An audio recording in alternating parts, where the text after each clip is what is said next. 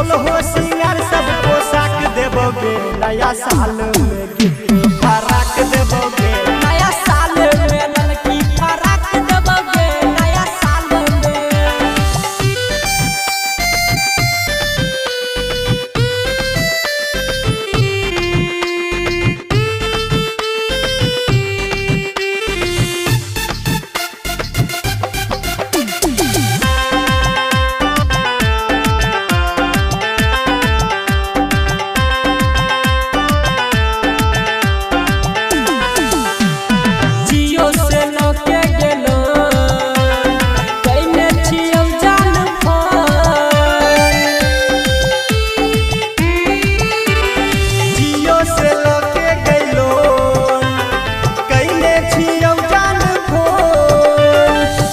हम भेट गए